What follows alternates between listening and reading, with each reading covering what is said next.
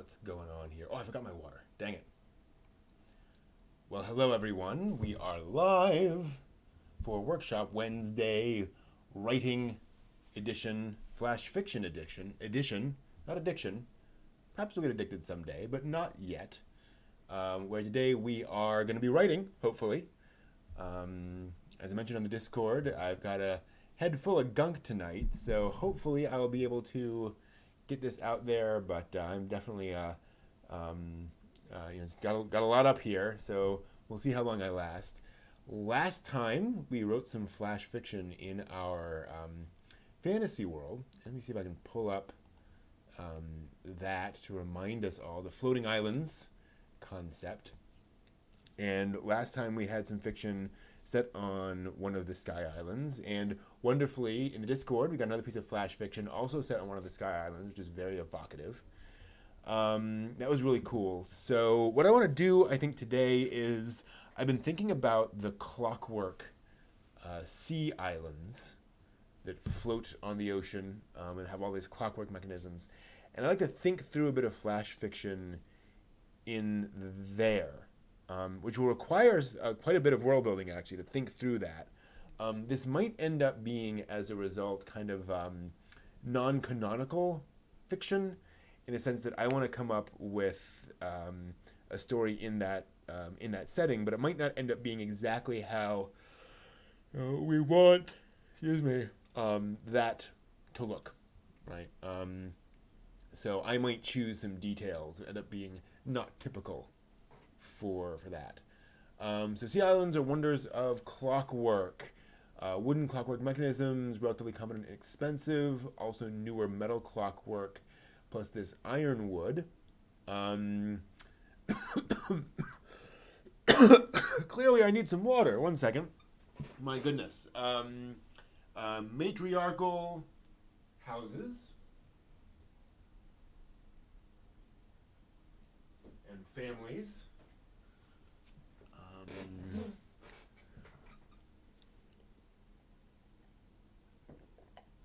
So taking the traditional Japanese household ie concept, which becomes sort of mini corporations, which then get to, if they get big enough and successful enough, they can be these large forces of manufacture and such. Pretty strongly stratified by possession. Other possessions are generally more family owned than individually owned. You have these multi-story buildings that are kind of like workshops, combination workshop, shop, house, all in one building, with towns run by town council and a meeting hall. A lot of clockwork used for the town bureaucracy. We think we probably have springs as the clockwork power source, traditional power source, which lasts for a few hours and they have to be rewound. With a central temple or shrine that settlements are built around. Kind of the heart of the town is the local temple. So we like all that stuff. So I'm thinking I'd kind of like to set it a story in one of these. Let's see here. Let me just do. Oops, sorry. That's weird. There we are. Story one.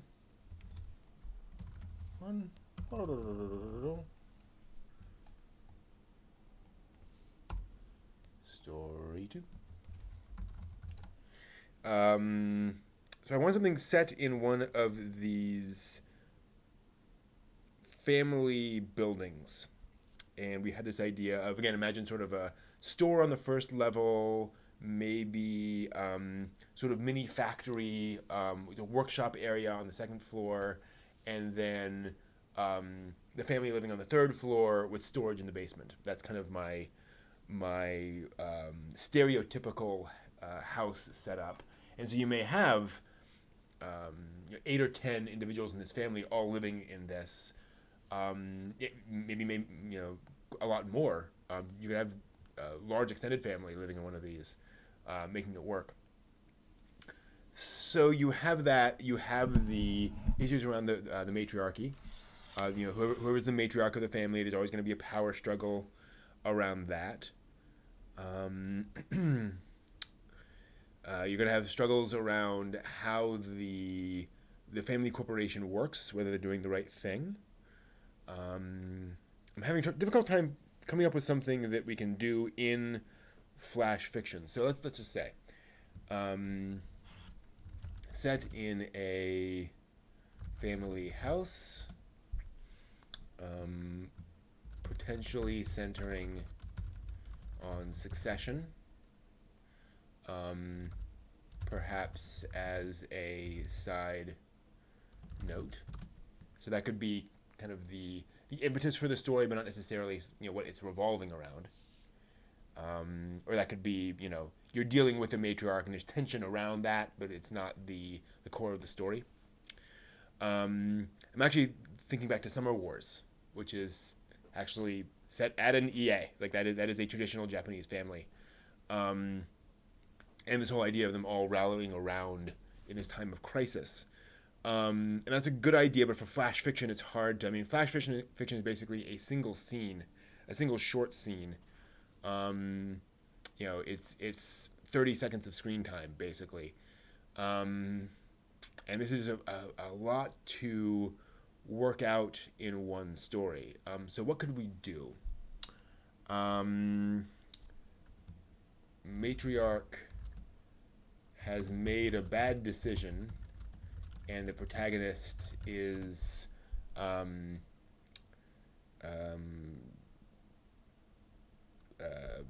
addressing that, like facing up to her, facing off against her. You made the decision. It was a bad idea. But what's the through line? What's the character development? Or working up the courage to address it. So it could be somebody who's more mousy and quiet, and works up the courage and finally is like, no, we need to do something about this. Could certainly do that. It could be a scene where the matriarch is just kind of,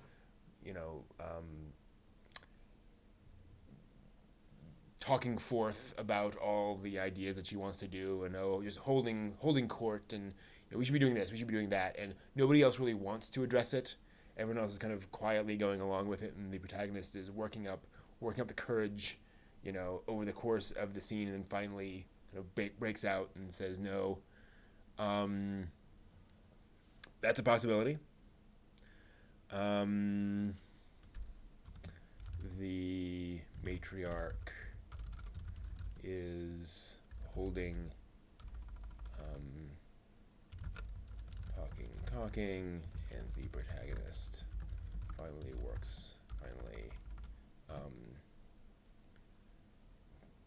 disagrees. There's a lot of context we have to set for that, but it's doable.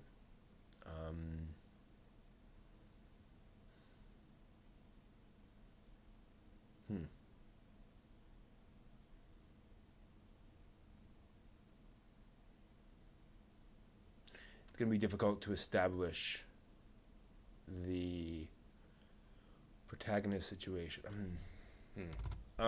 So let's see. Matriarch is...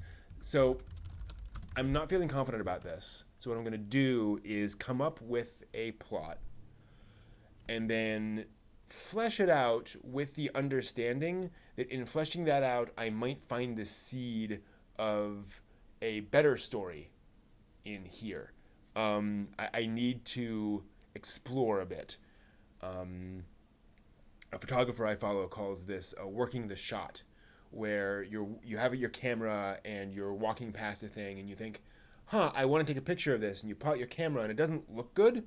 Like you can't get a photo that feels good, and so you have to work the scene. You have to work the environment and walk around and look at different things and zoom in and zoom out. And eventually you'll find the thing that your eye was drawn to that you didn't really realize you were trying to take a photo of.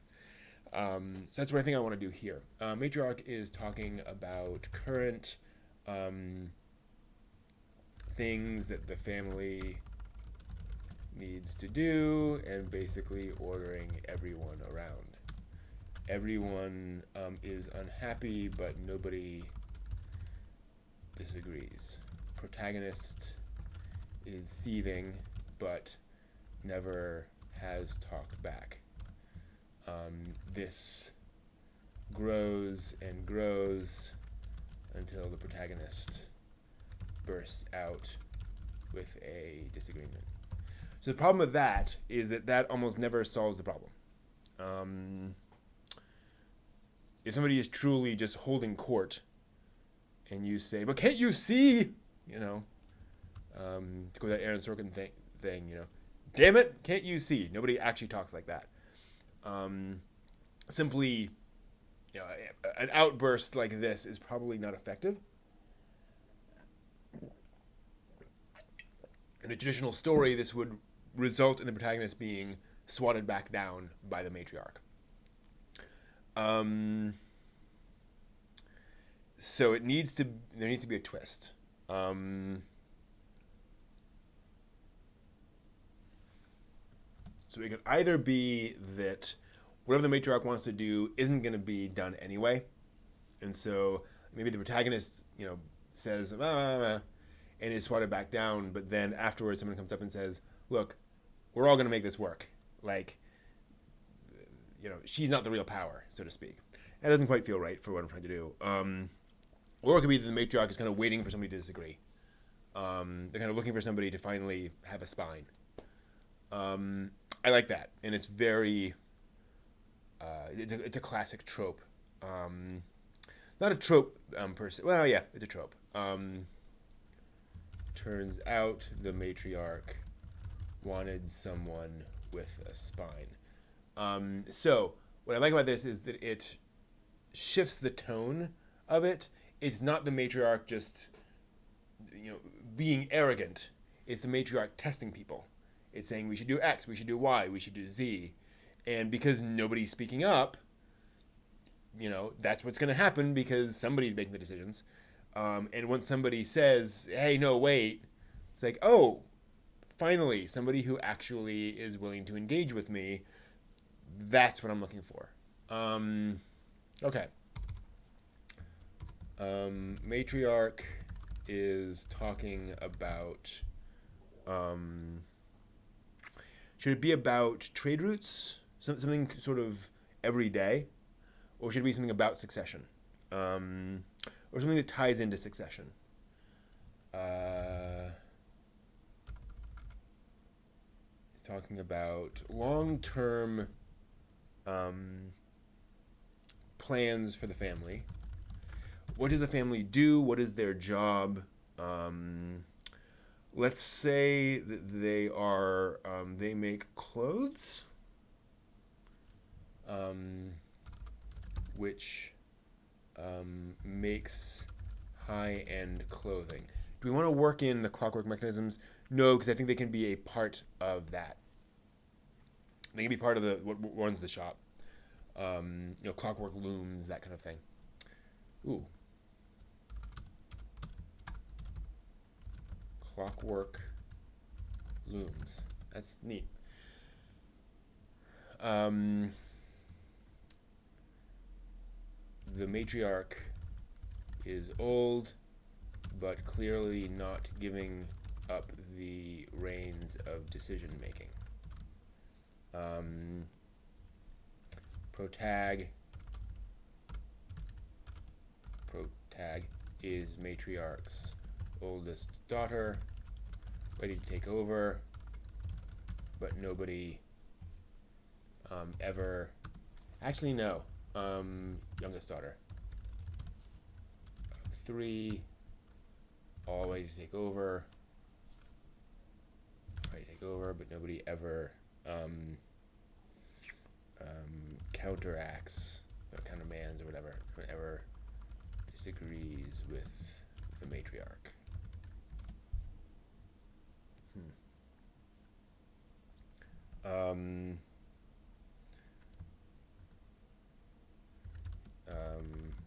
Am a addresses first daughter, who acquiesces. Address, protag, cedes. M addresses second daughter, cedes. M addresses third daughter, protagonist. Second is protag, who disagrees. M laughs, and it's unexpectedly a happy one. You have a good head on your shoulders.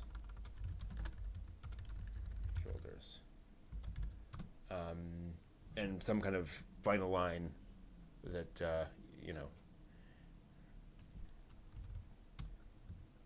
when I go, you should take over. Something along those lines, and get across that it's maybe just a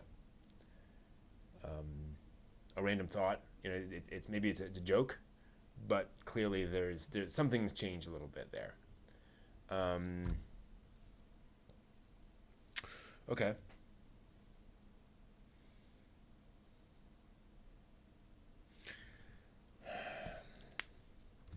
Mother continued to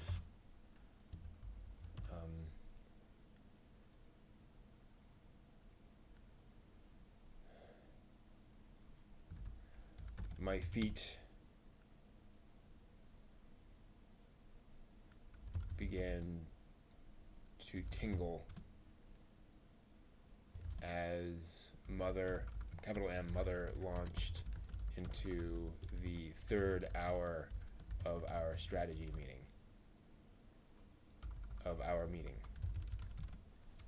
Not a great first line, but we'll get there.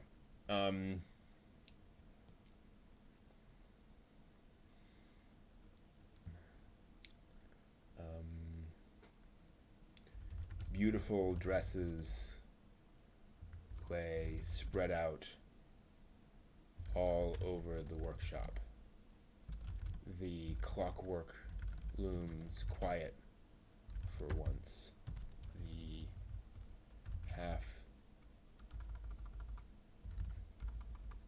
The 10 clockwork looms quiet for.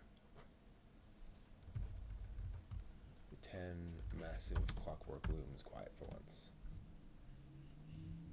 For the floor of the workshop.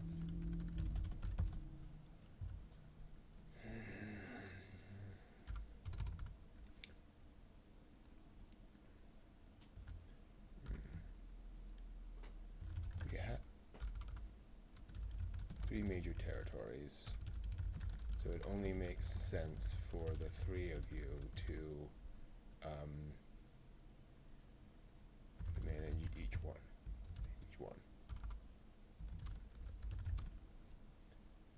Mother continued.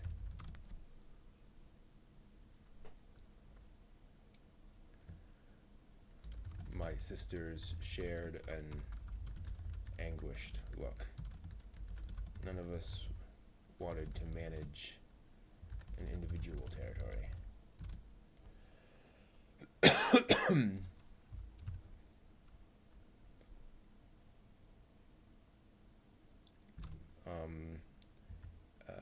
Seemingly full of energy, despite the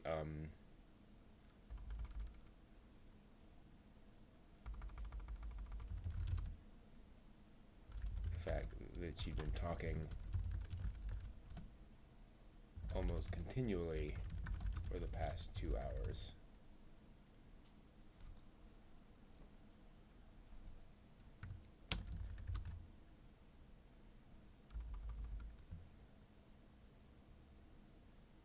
I had to admire her stamina despite her advanced years.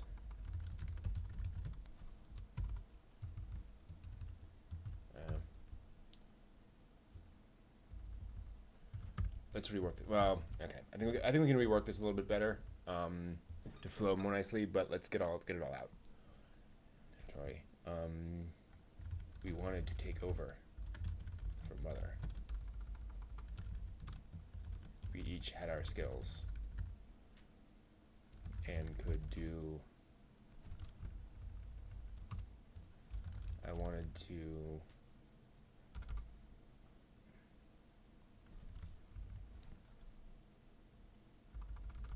but of course we couldn't say that.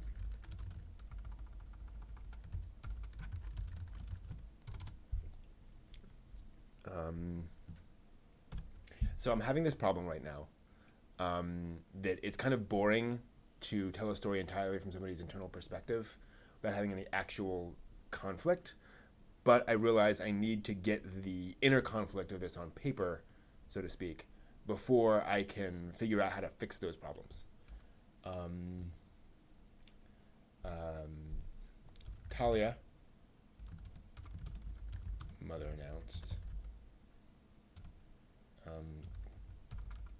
glancing at her eldest daughter, at my oldest sister. You will take the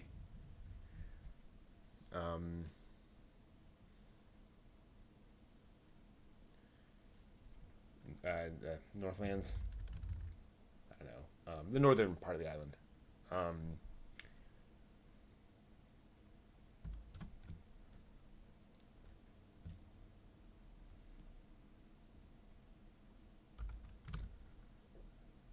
Talia sighed, but didn't dare disagree. I frowned.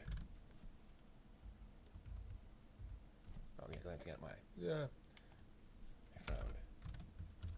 Talia was a natural dressmaker. She'd do far better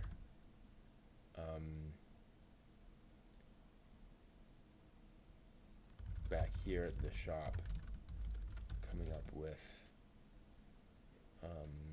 new designs. Martha? Mother continued.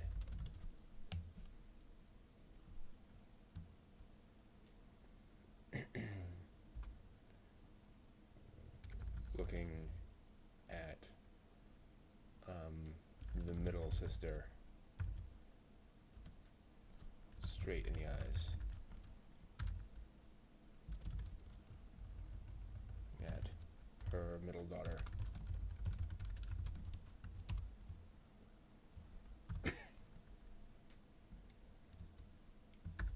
You will take the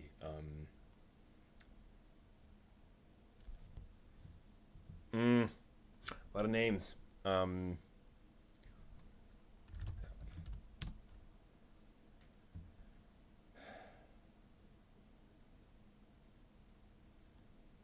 As always, Marta meekly nodded.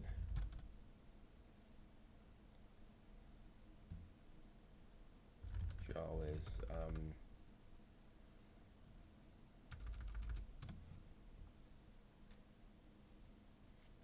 she was no good with people.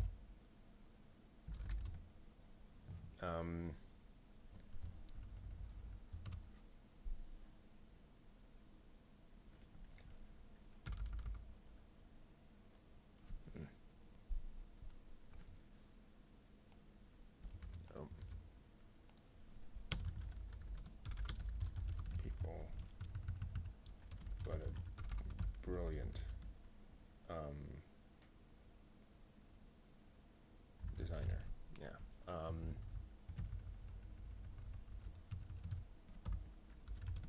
The North had no interest in our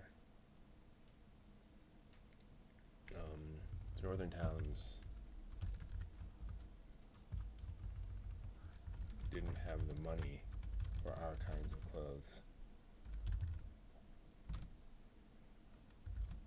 So Talia would have to press hands and ingratiate herself. Job she never had the patience for. She you do much better here in the city.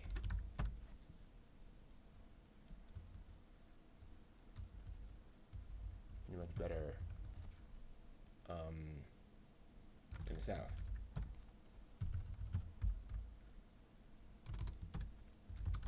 And you, Karina,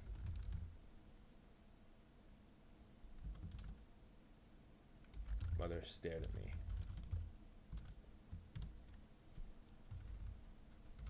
As though challenging me. Issuing challenge. You will stay here and run the shop.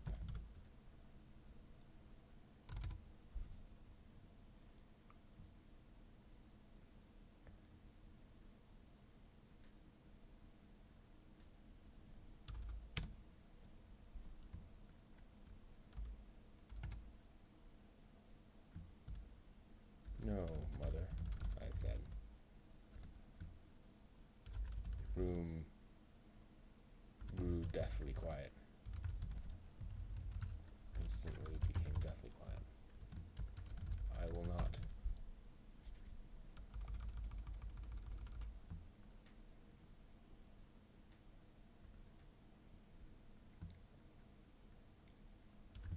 Talia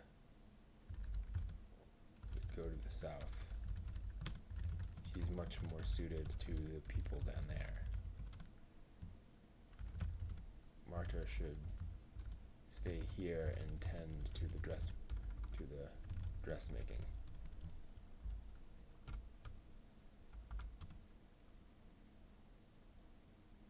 And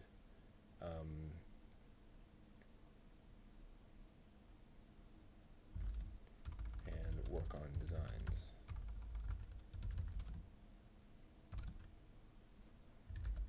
I should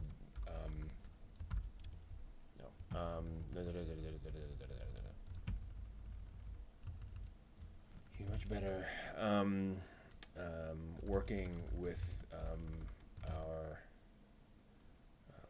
working with customers.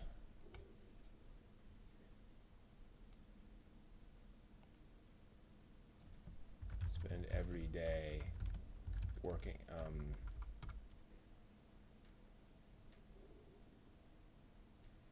talking to prospective merchants.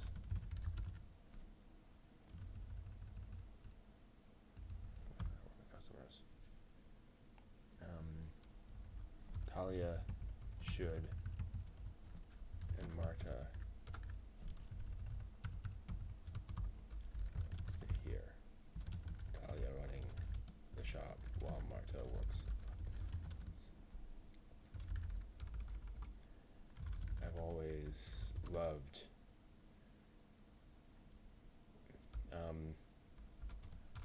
I should be out there working the territories. This is boring.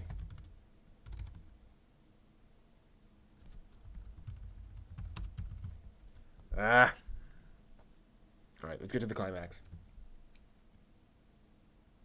Everyone looked at me like I was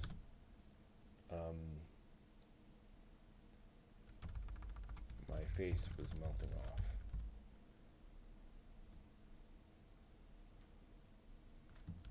And without warning, Mother burst into laughter.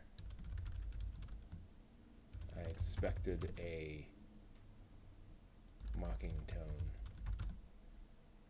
Instead, it was genuine. The laughter I remember when I was a child.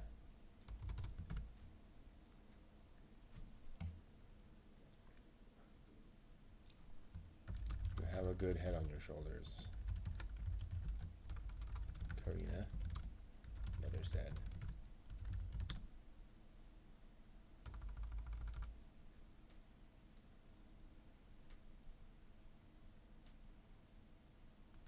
Finally, someone who can make her own decisions. You should take over for me, someday.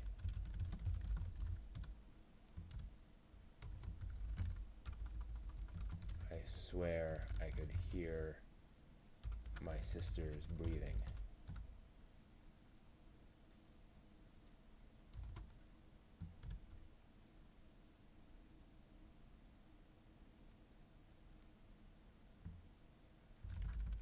We'll do as Karina says, Mother announced as she stood and swept out of the room.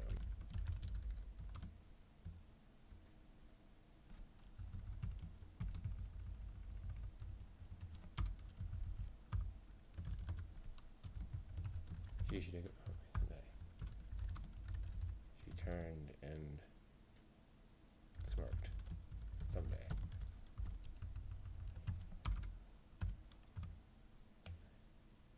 Okay, that's not a bad scene. Hey, Matt, but it's not a good piece of flash fiction.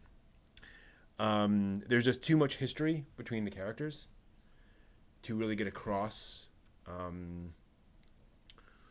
We could add some more. There needs to be more conflict to really drive it home, I think. Oh. Again, we could rework some of this stuff. I think it would be better. For example,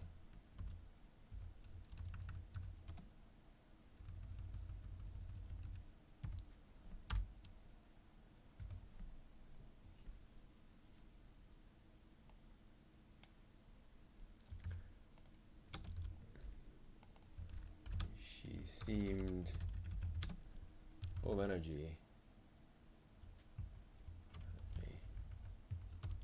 Actually, heck no. Years. In any other house, she'd have handed over the reins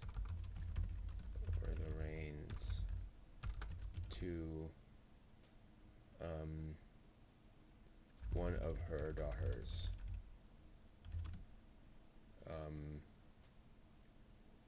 10 years ago.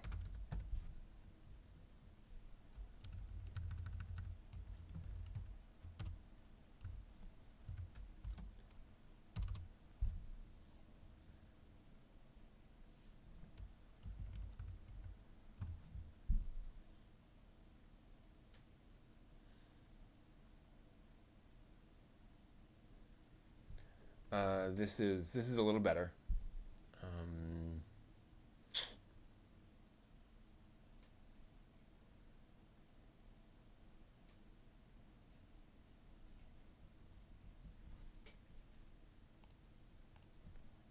This, despite the fact that I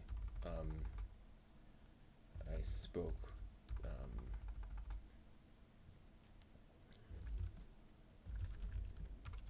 the merchants in our territories more naturally than anyone else in the house, including Mother.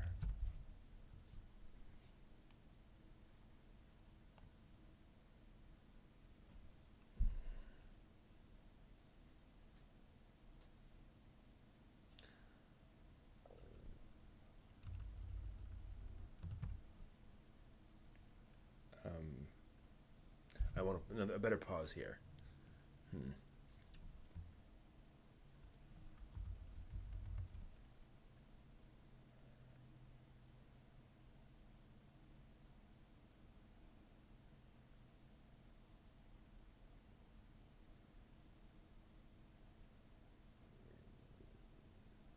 It's where I could hear the dust settle.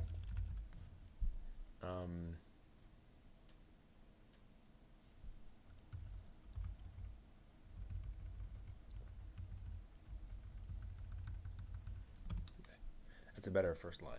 Last line. First line.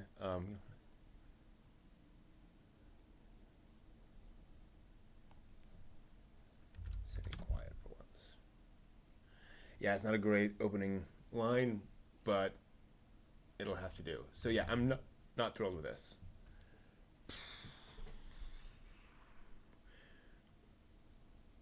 There's not enough direct conflict. Um, it's a business meeting.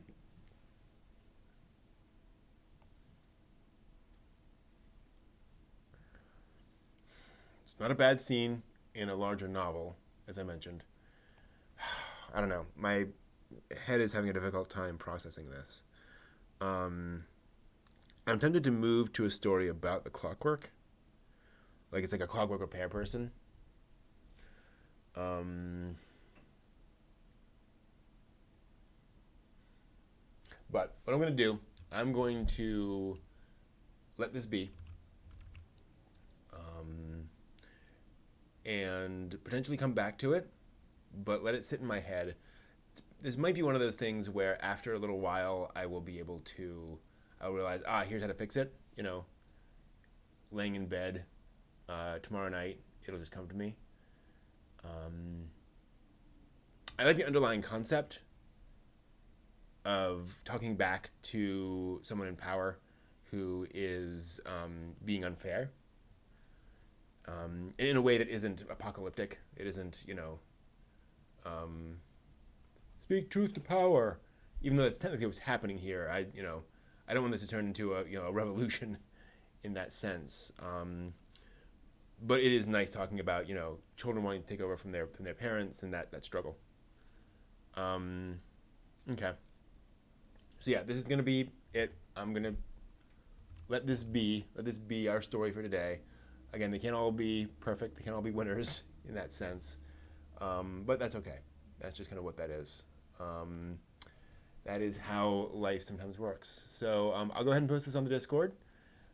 Thank you all for following along on this. And yeah, we'll probably come back with some more fiction next week. So that's just what you get sometimes. That's the life of the writer. So thank you all. Until next time, make something.